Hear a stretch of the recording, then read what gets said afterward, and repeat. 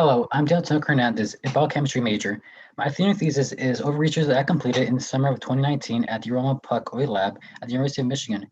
My thesis is called Determining the Functionality of an Aurora kinase A inhibitor via Microtubule Lighting Assays in Immunofluorescence Microscopy using RPE1 and KIRK1 cancer cell lines. My private investigator was Dr. Roman Puck Oy. My lab supervisor was Dr. Margot Gabby. My mentor was April Salone, and my Marble College thesis advisor is Dr. Angelus Gibson. To truly understand the impact that cancer has, let me begin by going over some statistics. The Global Cancer Observatory and the World Health Organization have estimated that in 2020, there was an estimated 19.3 million new cases of cancer. Looking at the bar graph of the pie charts on the left, we see that 9.2 million were from females and over 10 million were from males. Remember, there were estimated 10 million cases of cancer-related deaths in 2020. This is also a large economic impact that cancer has. For example, a study by the American Cancer Society Cancer Action Network calculated that the United States healthcare system paid 182.6 billion in 2015 for cancer-related costs. These costs are projected to increase by 34% to 245.6 billion by 2030, as the bar graph on the right shows. Because cancer has such a societal impact, humans have developed more advanced techniques to combat disease as technology advances and we get better understanding of biological and biochemical pathways. We originally had surgical means to remove cancers that were superficial and easily treatable by those means, but then we grew to have radiotherapy, chemotherapy, targeted therapy, and now checkpoint inhibitors. Cancer cells tend to upregulate factors that induce cell proliferation, cell size, signaling, while at the same time downregulating factors that like apoptosis, regulatory genes, proteins, and signals that would otherwise alert one's immune system to them. Aurora kinase A, aka, is a factor that has been found to be highly overexpressed in many cancers. AKA is from a family of three threonine kinases, aka, AKB, AKAC, involved in mitotic events. AKA is the most widely recognized and research target kinase because it regulates earlier mitotic events. AKA is activated when it all phosphorates threonine 288 in this activation loop shortly before the M phase of the cell cycle, as seen in the figure on the right. This activated form of AKA is then able to associate using its active site to Aurora borealis boron, another protein kinase, to activate factors like PLK1, which then activates further factors to regulate mitotic entry and centrosome maturation. Active AKA then regulates other factors seen on the left to regulate the microtubule organizing center, microtubule dynamics, and chromosome alignment. Therefore, if an inhibitor is able to properly inhibit activated AKA, then cancer cells will be arrested before they can multiply and allow for the body's immune system and other chemotherapies to kill them. So going to the preclinical and clinical aspect of aurora kinase. As of 2020, there are 52 small protein kinase inhibitors approved by the FDA. However, as of 2020, there are also no aurora kinase inhibitors that are being approved for clinical use. However, since 2017, there are 20 aurora kinase A inhibitors that are in various stages of preclinical and clinical trials. Preclinical trials of AKIs have shown promising results when used as single agent treatment as well as when used in combination therapy. For example, a group from the Department of Pathology and Laboratory Medicine and the Emory University School of Medicine showed Paxlovid-resistant ovarian cancer cells were shown to be resensitized when treated with VE465, an AKA family inhibitor. Furthermore, a 2012 study reported that the inclusion of VE465 with carboplatin was shown to increase the anti-tumor property of carboplatin in ovarian cancer cells and resensitize them to platinum-resistant cells. So, AKA inhibitors are showing promising effects when in combination with other treatments. AKA I674 is a derivative from an AKI developed by the Cell and Developmental Biology Department of Stanford University, which I am studying in this research. So the study design for microtubule lighting assays is that because AK is involved in spindle mechanics, microtubule lighting assays were performed to test the ability of kinase inhibitor to impair microtubule movement. Meaningfully, the inhibitor impedes proper mitotic spindle alignment, which is then the microtubules are moving with the aid of more proteins in a cell in preparation for mitosis. Normally, Aurora A promotes spindle assembly and organization. The kinase does this so the cell is able to correctly separate matured chromosomes during mitosis. For the experiment, fluorescently labeled tubulin was polymerized into functional microtubules. Flow cell then had KIT-F15 motor protein embedded onto it. The microtubule then flowed to the flow cell.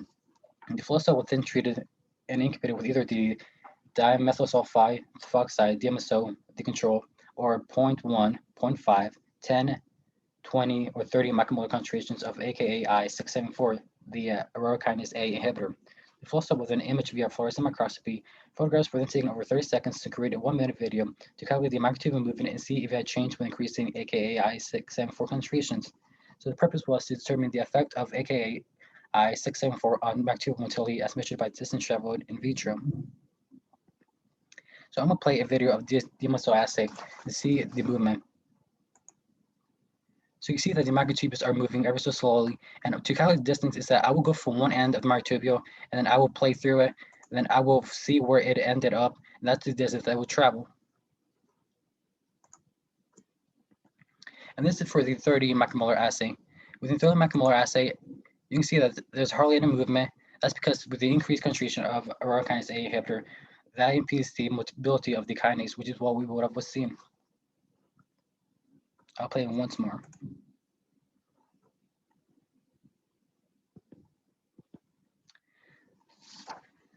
So here on the NS refers to no statistical significant difference between DMSO control and the treatment group, and the asterisk refers to a statistically significant difference between DMSO control and the treatment group. There was no statistically significant difference between the 0.1 to 5 micromolar AKI 674 concentrations. However, there was a statistically difference between DMSO for the 10 to 30 micromolar concentrations. So with increasing concentration of the aurora kinase inhibitor, we had a decrease in the motility of the microtubule spindles. RP and KIRK1 cells were treated and incubated with 10, 25, or 50 micromolar concentrations of AKI 674 for the immunofluorescence microscopy and for the in vivo aurora A inhibitor experiment. This purpose was to determine the in vivo effect of different concentrations of AKI 674 on the activated of AKA by stinging cells with fluorescent antibodies specific for the activated phosphorylated form of AKA in the RPE1 and KIRK1 cell line. Then we also want to determine the in vivo effects of different concentrations on the AKI 674 on mitosis by staining for mitotic spindle components and evaluating the proportion of cells undergoing mitosis to determine from whether cells were bipolar or monopolar. And you can see here the blue stain is for DNA, the green stain is for the tubulin, and the red stain is for the phosphoaurora kinase A stain. This is the activated form of the kinase, which will dictate spindle movement and then the entry to mitosis. And this is a composite of the all things. So for polarity for polarity, it means between bipolar and monopolar. Normally, we want a bipolar cell, which means that we have two ends where the centrosome being pulled apart normally, and then we have the collision furrow where we have the separation of the cells. But for when we have increased concentration of the inhibitor, we have only a monopolar because the inhibitor decreases the activated levels of the aurora A, and so that causes it to not properly separate for the microtubules. And that's what we see on the right. On the left, we see the normal bipolar cells. And then we're measuring AID. AID is how I measured the levels of the aurora kinase A, because AID is the sum of pixel values in selection times the area of one pixel using Fiji software. Now this calculation allowed me to get the three-dimensional parameters from a two-dimensional image. And then from where I can measure the brightness of the kinase stain was measured in optical density, and this related to the kinase levels, to the activated kinase level. So the RP1 AID, so we have here, it's not statistically significant, and we also see this on the KIRK1. However, there's only 2 bars on the left because I had trouble imaging the RP1 cells, and that's the only reason why there's only 2. But we can see that on the KIRK1 AID versus treatments, the 25 and 30 and 50 micromolar are statistically significant different from the DMSO. And then we also see that the DMSO 10 micromolar and DMSO 10 micromolar for RP1 and KIRK1 are something different, as well as for the 25 and 50. These actually are for the association between relationships. So there's some sort of relationship between these two. So in summary, AKAI 674 inhibited microtubule mobility in a dose-dependent manner with a minimal significant change at 10 micromolar and a maximal change about 50 inhibition of microtubule movement at 30 micromolar. And then AKAI 674 also inhibited spindle formation in a concentrated dependent decrease of AID with a minimum concentration of 25 micromolar in KIRK1 and maximal effect 65 inhibition of activated AKA at 50 micromolar. AKA 674 also inhibits cell division as evidenced by concentration-dependent decrease in proportion of bipolar cells in both KIRK1 and RPE1 cell lines. So here on the right, we have the p-values. You see that the DMSO didn't really differ from the 0.1, 0.5, or 5 micromolar because the p-value was not less than 0.05, but it did differ from the 10, 20, and 30 because the p-values were less than 0.05.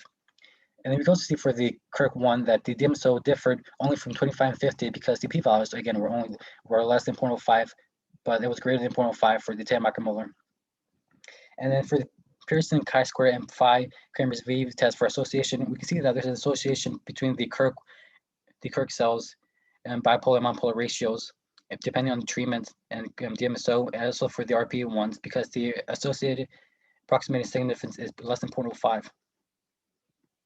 So what's next? What's next is that I helped create a starting point from which to base future research using this novel inhibitor in cancer and cell research specific to RP1, Kirk1 cell lines. I'd like to acknowledge Dr. Oy, April Salone, Maru Gebi, and then also Dr. Takashi Ohata, Dr. Erica Kolosinko, and Brian Salazar for all their help during my time and stay at the University of Michigan. If you have any questions, please contact me at my email, dayon.tinoco@mymaryvillecollege.edu.